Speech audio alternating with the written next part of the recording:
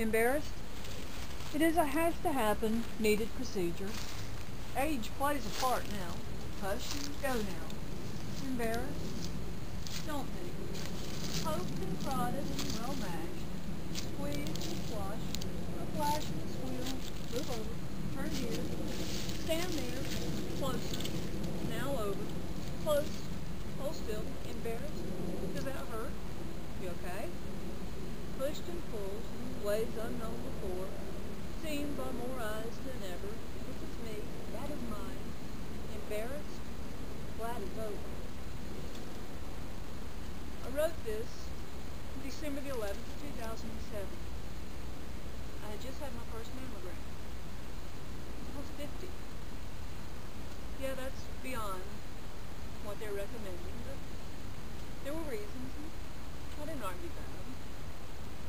They told me that since that was my first, that it was possible that they would call me back. Second set of images, something to compare it to. If they call, don't worry about it. It's routine. So, I came in from work, a couple days, a week later, and my son, who is notorious for not remembering messages, said, call your doctor. Which doctor? I don't know. Call your doctor. Well, I finally got through to the right one, and they needed me to go do the second set of images. Okay, sure thing. Not a problem.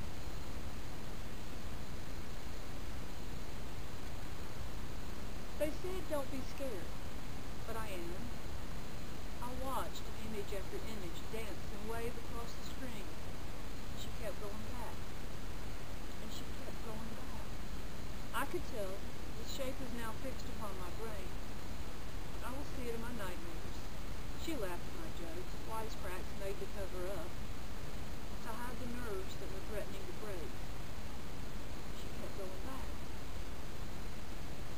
They had taken the first images, sent me to wait, came back, needed more, and I went to wait. One more, just one more, and the nerves began, and they sent me to wait. Then they sent me to another test. Don't worry, routine, but I do. She kept going back. Now I'm home, and I'll wait for the call. Don't worry, routine. But if they don't call you, call them. Routine.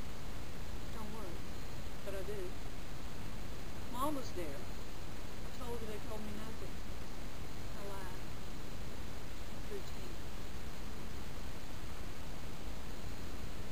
When I went through this experience, I blogged about it, online weblog. Every call, every test, every fear, thought, action went through my head. Went into this, and I hope with these videos to share my battle then, right up till now, and offer someone to hope with, and the knowledge that they're not alone. Even when they feel so alone, they're not alone. This was written December the 26th, 2007. First I knew I had that appointment this morning. I had hoped that it was just imaging for a comparison, but it wasn't. They only wanted images from one side, from certain angles. I didn't know until today that I could actually get in that position, but when you're clamped into one of those things, you can and will stand just any way they tell you to. She took the first images and sent me to wait. She came back and needed more, then sent me to wait. For a third time she came back and needed another. I was then told I could get dressed and go wait in the lobby unless they wanted to do an ultrasound. The technician caught the look on my face and was quick to tell me that when there was something they weren't 100% sure of, they did the ultrasound. I didn't believe her, but I didn't argue. I went, sat back down beside my mother and waited. It wasn't long before I was called back. I followed this technician back down a long hallway until she ushered me into another room. Giving me instructions, she left the room. When she came back, I was ready.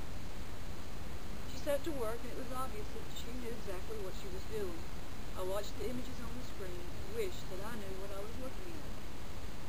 Finally, after what seemed like forever, she told me I could get dressed. The doctor there was going to examine the images and then send the results to my doctor. She said to wait until 2 o'clock. Well, when I called, they were closed that day, and another day's wait.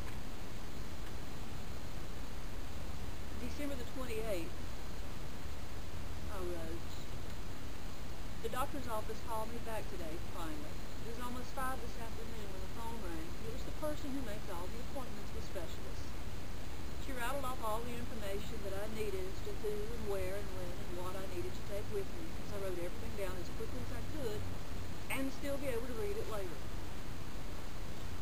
I just want to crawl in bed and pull the cover over my head and pretend this isn't happening. But it is. And I have to face this head on. It isn't going to go away. It isn't going to simply vanish as if it was never there. The doctor and technicians are not going to call me and muttering, oops, sorry, there's nothing there after all. It's just a dull spot on the screen. All of today's modern technology has made it possible to prevent a lot of errors, especially when I went from mammogram to ultrasound. Watching the screen during the making of the images of the mammogram, I had no clue what I was seeing, whether it was good or bad, right or wrong. It all looked like a lunar landscape to me. The ultrasound wasn't a lot better. It looked like an impressionistic artist gone mad.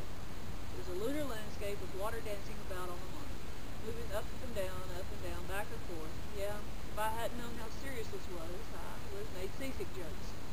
I did crack a smart remark every now and then. Can't remember a single one of them now. I don't want to deal with this. I want it all to be a bad dream, a nightmare that I will wake up from and laugh about. But it isn't a dream, and it won't go away. It could have been a simple cyst, but it isn't. They told me that much. She isn't sure exactly what it is. She was very honest and straightforward. She knew that I recognized there was a problem, especially when I asked her a question, and she gave me this vague non-answer, recognized it as such. I let it go, didn't call her on it, but she could tell that I was blowing smoke, and I knew she was blowing smoke. I believe the fear started right then, when she tried very hard to talk silly things later, and it made it worse. All I could do after leaving here is wait. It was Wednesday. Here it is Friday. I finally start hearing something. Even though I'm not sure I want to, even though I need to. Right now I cling to the fact there is no history of breast cancer in my family. I cling to that even when other well-meaning souls mutter something along the lines of, you could always be the first. Thanks. It's a strange feeling, wondering. You don't feel like there's anything in there that shouldn't be. There isn't any obvious lumps, discolorations, pain, just something that showed up in all our images that shouldn't be there. And now we have to take the next step forward.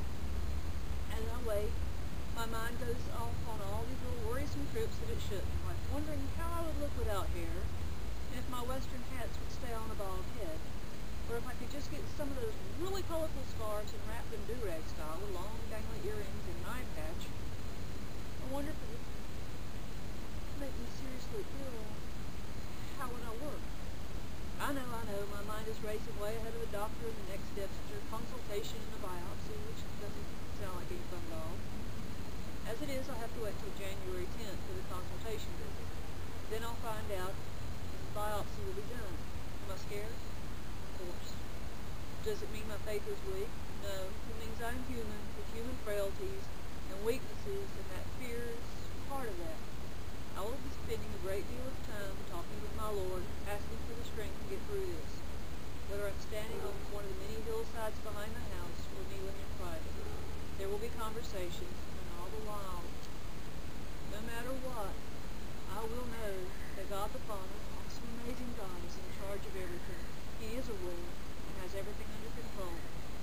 And I will wait and watch His hand in this. I hope that the videos